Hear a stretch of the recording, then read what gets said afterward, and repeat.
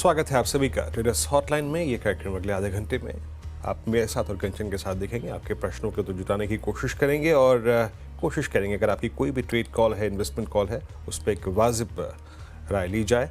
हमारे साथ आशीष बहती होंगे बातचीत करने के लिए इस कार्यक्रम में, टेक्निकल ट्रेड्स पे और सारी पोजिशनल ट्रेड्स पे आपके रिव्यू देने के लिए। निफ्टी को रखते हैं स्क्रीन पे, इट्स 24806 और जिसे कहते हैं ना भयंकर, जिसे कहते हैं ना अव्वल दर्जे की वोलेटिलिटी, वो यहाँ पे स्क्रीन पे विजिबल है। एक बात क्लियर थी, याद रखिएगा, चाहे वो शुक्रवार को पुल बैक था या नहीं था, बट आपके तीन बड़े एवरेजेस प्लेस थे 10, 50 डे और 10 वीक एक्सपोनेंशियल मूविंग एवरेज आज के हाई के आसपास। वहीं पे 24,900 और 25,000 के दो बड़े कॉल आइटर्स थे, वहाँ से हमारा कोलैप्स हो गया।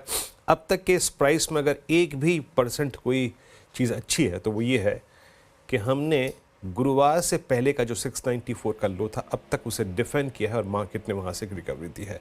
अदर देन दैट रत्ती भर अगर आप देखिए कंफर्ट नहीं है। और बैंक निफ्टी जो था वो सिंक हुआ अपने उसी जाने माने क्लस्टर से 52,550, जहाँ पे बड़े कॉल आइटर्स प्लेस थे।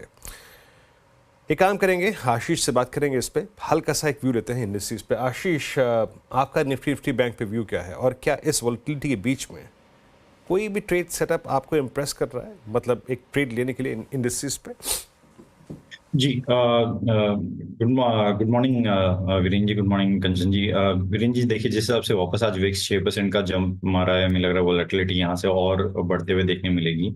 और जिस हिसाब से निफ्टी में गिरावट देखने मिली है, थोड़ा सा कंसर्निंग है वापस, क्योंकि एक रिकवरी हम एंटिसिपेट कर रहे थे निफ्टी में आज यहाँ से आने की, और अगर निफ्टी स्लिप हो जाता है इन लेवल्स पे तो थोड़ा सा कंसर्निंग हो जाएगा। लेकिन हमारी सलाह इन लेवल्स पे शॉर्ट करने की नहीं है। निफ्टी में थोड़ा सा ट्रेड अभी अवॉइड करें, क्योंकि हमें लग रहा है कि यहाँ पे अभी तक क्लैरिटी नहीं आ रही है, बहुत सारे सेक्टर्स में टेलविंड अपसाइड एंड डाउनसाइड है। वहीं अगर मैं बैंक निफ्टी की बात करूँ तो यहाँ पे जरूर जिस हिसाब से रिकवरी आई है और बैंक निफ्टी वापस ग्रीन में आता हुआ देखने मिल रहा है, 40 पॉइंट पॉजिटिव चल रहा है, यहाँ पे एक ट्रेड अटेम्प्ट किया जा सकता है लॉन्ग साइड में। जो स्टॉप लॉस इसमें मेंटेन करना चाहिए वो है 51,800 का। हमें लग रहा है जिस आपका स्ट्रक्चर बना हुआ है बैंक निफ्टी शायद आपको 53,000 और 53,300 तक के लेवल्स दिखा सकता है। ओके, चलिए तो ये इंडेक्स पे सेंस लिया हमने। यहाँ पे सुर्खियाँ पढ़ते हैं और बताते हैं आपको कित के हेडलाइंस, उसके बाद आपके प्रश्न और हमारे उत्तर ही क्रम शुरू करेंगे। सुर्खियाँ देखते हैं पहले।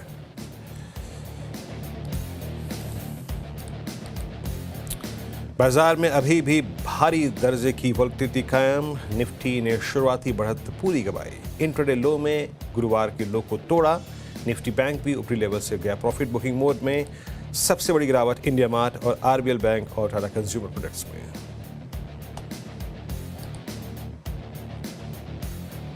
नेस्ले के बाद टाटा कंज्यूमर के कमजोर नतीजे एफएमसीजी सेक्टर पर हावी, शेयर 8% तो सेक्टर करीबन 1.5% फिसला। पीएसयू और ऑटो इंडेक्स भी करीबन 1% गिरे। वहीं एनबीएफसी और रियलिटी सेक्टर में देखी गई रौनक। उम्मीद से बेहतर Q2 नतीजों से एचडीएफसी बैंक में रौनक, शेयर करीब 3% उछला, लेकिन अनुमान से कमजोर नतीजों के बाद कोटक महिंद्रा बैंक में 5% की जोरदार गिरावट। वहीं आरबीएल बैंक भी आज करीब 12% टूटा। दूसरी तिमाही में उम्मीद से कम ग्रोथ से इंडिया मार्ट में भारी गिरावट, शेयर 15% ज्यादा टूटकर बना वायदा का टॉप लूजर। साथ ही डालमिया भारत भी रिजल्ट के बाद करीबन 5% लुढ़का। हेल्थ इंश्योरेंस में जीएसटी पर राहत से बीमा शेयरों में रौनक, एचडीएफसी लाइफ और आईसीआईसीआई प्रूडेंशियल करीब 1% ऊपर। वहीं महंगे जूतों और घड़ियों पर 28% जीएसटी से इथॉल और मेट्रो ब्रांड जैसे शेयरों पर दबाव। जी, तो ये थी अभी तक की टॉप हेडलाइंस। अब चलते हैं ट्रेडर्स हॉटलाइन को आगे बढ़ाते हैं और जुड़ते हैं आज के पहले कॉलर के साथ। हमारे साथ जुड़े हैं झारखंड से अजय कुमार दास जी। नमस्कार सर, गुड मॉर्निंग। क्या सवाल है आपका?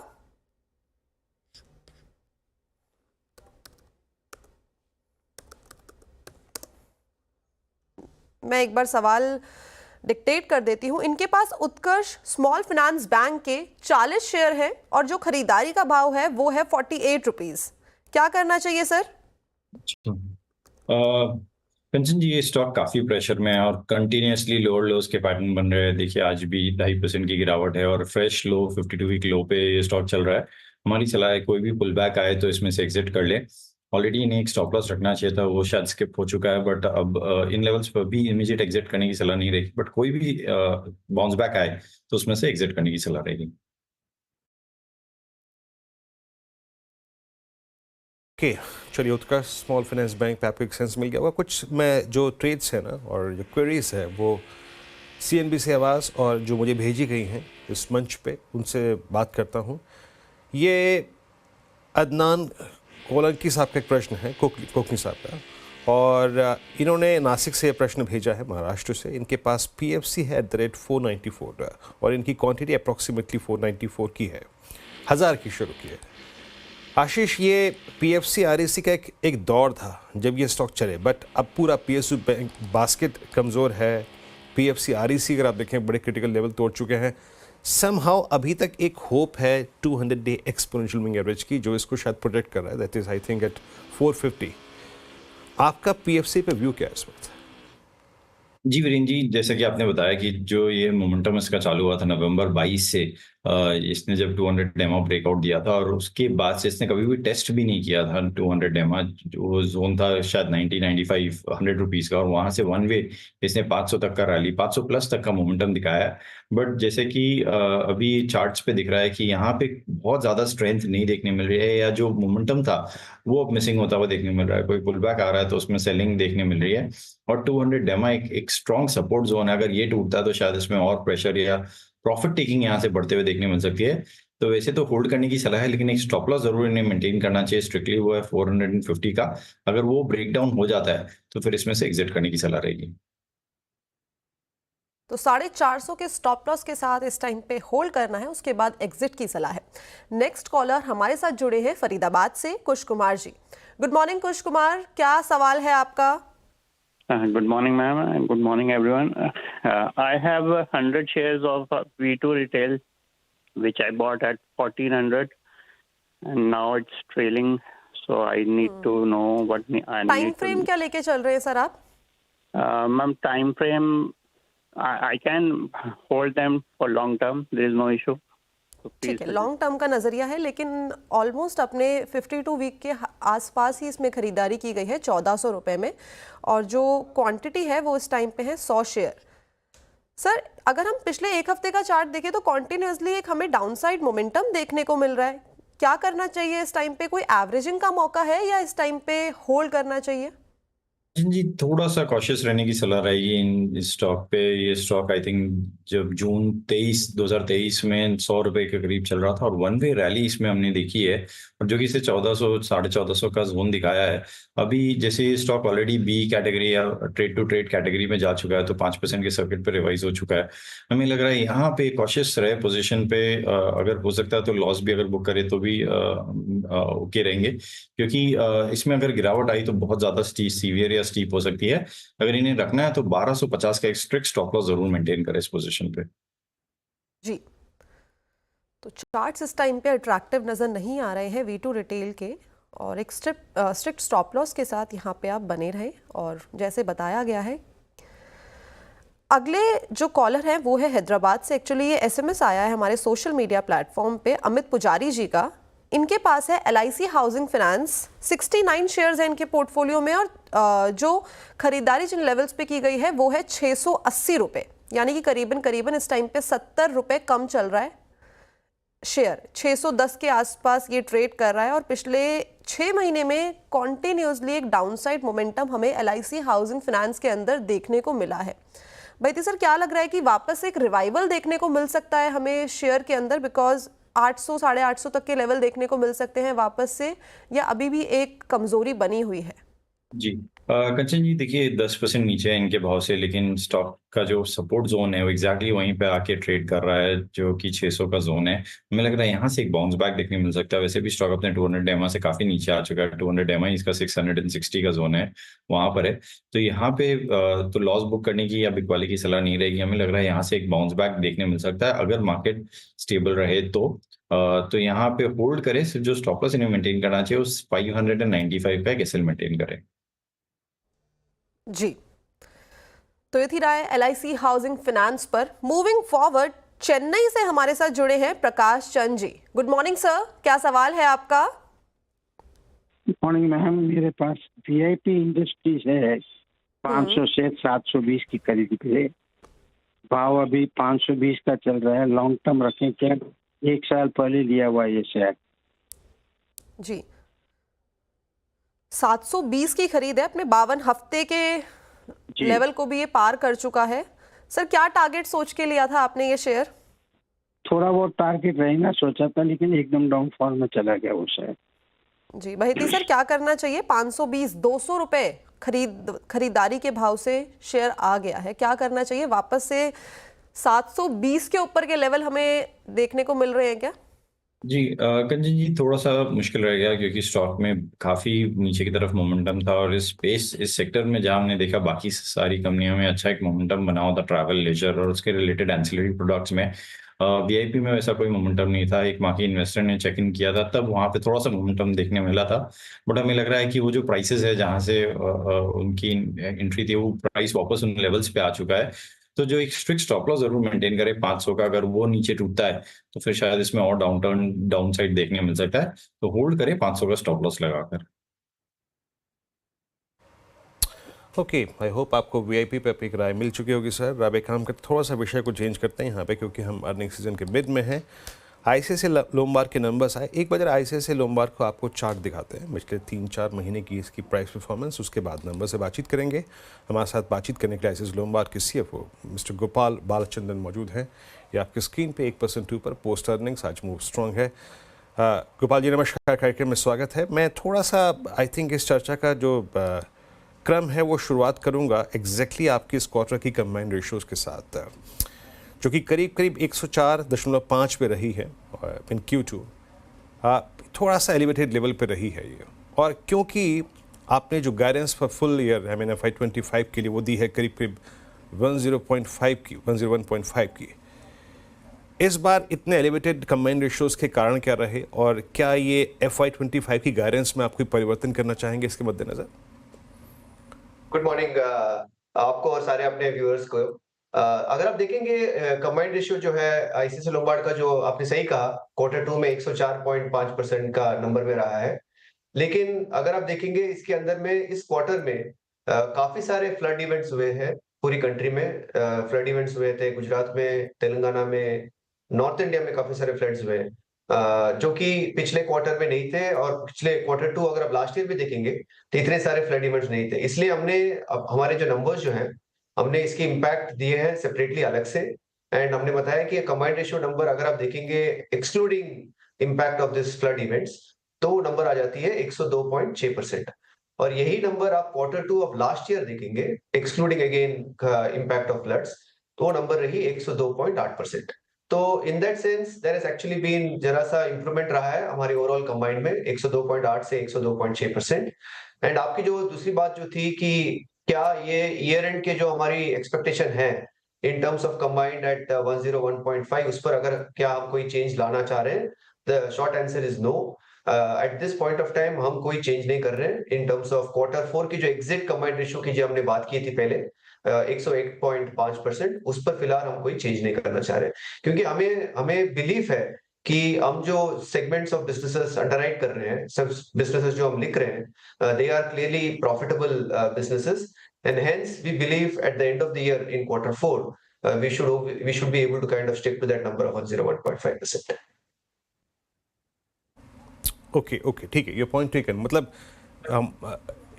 It's quite possible that every year, मतलब जो Q2 है उसमें कैटास्ट्रोफिक लॉसेस थोड़े ज़्यादा होंगे कंसिडरिंग आई थिंक फ्लड और रेन, मतलब ये मान के चलो मैं, है ना? हाँ जी, जनरली अगर आप देखेंगे कि काफी सारे मानसून की या बारिश की जो सीजन होती है वो Q2 में रहती है, एंड विच इज वाई अगर आपने लास्ट ईयर भी देखा होगा तो रिलेटिवली Q2 के टाइम पीरियड में कंबाइंड रेशियो जरा सा एलिवेटेड रहता है। But for the rest of the year I think जो जैसे businesses will largely get subsided, हमारी कंबाइंड जो है should kind of largely get played out. दूसरी बात यह है कि जनरली जो मार्केट को भी बताते रहते हैं कि हमारी बिजनेस जो है लॉन्ग टर्म है, सो आपको जो भी आउटकम देखनी है आप लॉन्ग टर्म बेसिस पे। Okay, your point taken. मतलब आप FY25 की गाइडेंस में कोई तब्दीली नहीं कर रहे हैं, दैट वो अपने आप का एक आपका कन्विक्शन जाहिर करता है। मैं कुछ और पॉइंट्स पे आता हूँ। मेरे ख्याल से जो मार्केट सेंटीमेंट है और कुछ सेक्टर्स जो इस वक्त ट्रबल फेज से गुजर रहे हैं उनको लेकर बातचीत करते हैं। हम ऑटो में इस वक्त हालात कैसे हैं गोपाल जी, और यहाँ पे इस बार और इस रनिंग क्वार्टर में स्थिति कैसी है? क्योंकि इन्वेंट्रीज काफ़ी हाई थी और कुछ कंपनियों द्वारा जो टिप्पणी आई है कि ये हम इस बार फेस्टिवल सीजन में बहुत अच्छी तरीके से नहीं जा रहे हैं, वॉल्यूम्स इस बार इतने नहीं है। जो मोटर इंश्योरेंस है वहाँ पे स्थिति कैसी है इस वक्त, वहाँ की प्रीमियम कलेक्शंस कैसी रही हैं? आई थिंक ये काफी अच्छी सवाल है। तो अगर आप देखेंगे हमारी बिजनेस की ब्यूटी ये है कि हम मल्टीपल बिजनेस सेगमेंट्स में हैं। हम मोटर में भी प्रस्तुत हैं, हम हेल्थ भी अंडरराइट करते हैं, हम कमर्शियल लाइंस में अंडरराइट करते हैं। And at any point of time market में ऐसी स्थिति हमेशा आती रहेगी जहां पर कोई सेगमेंट्स में काफी सारा प्रेशर है, इधर मार्केट कॉम्पिटिटिवनेस के कारण, डिमांड के कारण, एक्सेट्रा एक्सेट्रा, जिसके कारण शायद हो सकता है कि वो जो पर्टिकुलर सेगमेंट है वो इतना ज्यादा ग्रो नहीं कर पाए। बट गिवन दैट हम दूसरे सेगमेंट्स में भी प्रेजेंट है, and hence to that extent we are able to kind of significantly grow disproportionately relative to the market. पर अगर आप स्पेसिफिकली मोटर का भी देखें, हमारी जो इंश्योरेंस जो हम देते हैं, हम न्यू व्हीकल सेल्स पर भी हम इंश्योरेंस की पॉलिसीज इश्यू करते हैं, एंड जो हमारे एग्जिस्टिंग बुक जो है which is the old book, उस पे भी हम पॉलिसीज अंडरराइट करते हैं। तो अगर रिलेटिवली समझ लेते हैं कि अगर द न्यू व्हीकल सेल्स अगर म्यूटेड रहा या सिंगल डिजिट में अगर ग्रो करे गोइंग फॉरवर्ड, हमारी जो फोकस है इज टू सिग्निफिकेंटली लेवरेज हमारी जो डिस्ट्रीब्यूशन की जो स्ट्रेंथ है, हमारी जो टेक्नोलॉजी की यूज जो है, हमारी जो क्लेम सर्विसिंग कैपेबिलिटीज है, उन सब के कारण I think we will be able to still be able to kind of grow pretty much better than the market, assuming अगर मार्केट काफी डिसिप्लिन रहेगा। अगर मार्केट अगर डिसिप्लिन नहीं रहा in so far as pricing is concerned, then even past में भी हमने उस टाइम पीरियड्स पे we have been a bit cautious. I think similar approach हम रखेंगे।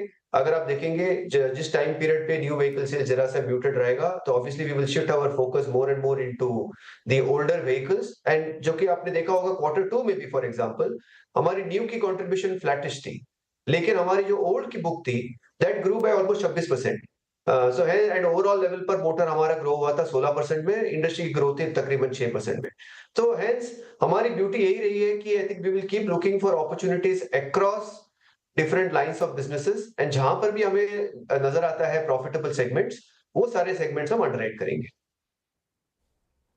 जी सर, अगर हम देखें हेल्थ इंश्योरेंस सेक्टर में तो हमें जीएसटी में 18% का एक कट देखने को मिला था। इससे पॉलिसी होल्डर को किस तरीके से बेनिफिट देखने को मिल सकता है? आई थिंक हमें उसके लिए एक्चुअली वेट करना होगा। I think let's the final announcement come through, and उस टाइम पर आई थिंक हमें we will be able to specifically बात कर सकते हैं कि उसके एग्जैक्ट इम्पैक्ट क्या रहेगी। बट हैविंग सेड दैट, अगर आप देखेंगे health insurance as a line of business, उसमें पेनिट्रेशन लेवल्स काफी लो है, एंड दैट इज ऑल्सो वो एक और रीजन है जहां पर लोगों की सोच है कि can we look at making the insurance far more affordable, and therefore एक सोच आई है कि can there be reduction in the GST rate. तो पॉलिसी होल्डर इंटरेस्ट के लिए बहुत ही ज्यादा फायदा है। एग्जैक्ट कंटोर्स की वो कंप्लीटली पास थ्रू होगा या will there be only a rate reduction at the hands of the policy holder etcetera, वो जितने भी जो न्यूएंसेस है वो हमें मालूम पड़ेगा as and when the final announcement takes place. तो उस टाइम पे मे बी हम वापस आके बता सकते हैं आपको कि what exactly will be the impact for the overall industry, and उसके अंदर में what will be the impact for ICICI Lombard. Gopal ji, बहुत बहुत शुक्रिया आप इस कार्यक्रम में शामिल हुए, और इस क्वार्टर को लेकर और पूरे फाइनेंशियल ईयर को लेकर जो अपने अपने आउटलुक थे वो अभी भी इसमें आपने कोई परिवर्तन नहीं किया है। इस पर सब चीज़ों पर मुद्दे पर बातचीत करने के लिए बहुत बहुत शुक्रिया, and best of luck for next quarter. एक ब्रेक लेते हैं और ब्रेक के बाद फिर लौटेंगे और इस प्रश्नों और उत्तर के क्रम को शुरू करेंगे। ब्रेक के बाद स्वागत है आपका ट्रेडर्स हॉटलाइन में। आपके प्रश्नों को आज हमने इस कार्यक्रम में शामिल किया। एक मैनेजमेंट से बातचीत थी तो बहुत ज़्यादा बातचीत नहीं हो पाई आज कुछ दशकों से, लेकिन मार्केट में रिकवरी है। इट्स 24811, निफ्टी में थोड़ी सी रिकवरी है। बैंक निफ्टी करीब 52,058 के जोन में ट्रेड करता हुआ, और आईटी जो कि सुबह बहुत स्ट्रॉन्ग फेज में खुला था करीब 24,050 पे, अब थोड़ा रिट्रेस होकर हायर लेवल से ट्रेड करता हुआ।